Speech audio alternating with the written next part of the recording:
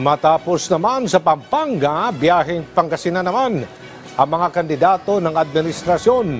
Ayon sa alyansa, pagsisikapan nilang makuha ang suporta ng mga Pangasinense at makapagatid dito ng ibayong progreso. Nagbabalik si Mela Lesmoras sa sentro ng balita. Kasado na ang panibagong campaign rally ng Alyansa para sa Bagong Pilipinas na gaganapin ngayong Biyernes sa Dagupan City, Pangasinan. Ayon kay Alyansa Campaign Manager Toby Chanco, hindi lang basta vote-rich province ang Pangasinan, kundi isa rin ito sa mga lugar na nagtatakda kung sino ang mananalo sa eleksyon. Kaya naman, talagang pagsisikapan nilang makuha ang suporta ng probinsya at nang makapaghatid doon ng ibayong progreso.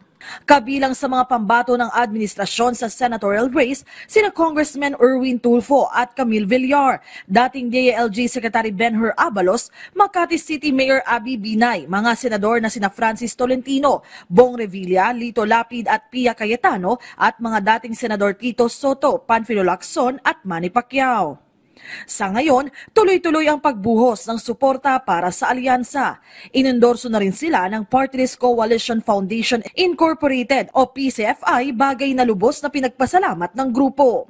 The PCFI or the Party List Coalition Foundation Incorporated is also stand united in declaring our full and unwavering support for the 11 senatorial candidates of the Alyansa para sa Bagong Pilipinas of President Ferdinand Bongbong R. Marcos.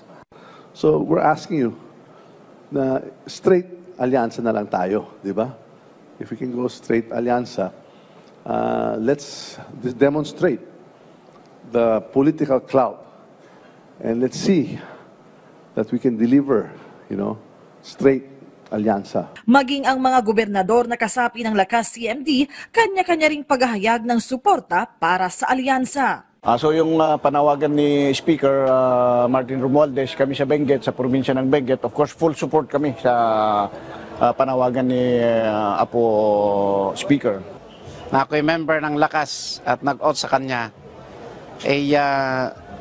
sa aking paningin, lahat naman ng programa, yung mga tulong, natulungan naman ako. So, with that, I will support Alyansa.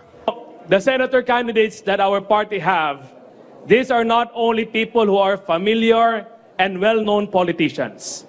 These are also the leaders who have proven themselves that they are the ones who can best agree, best work, and best serve in the best interest of the Filipino people.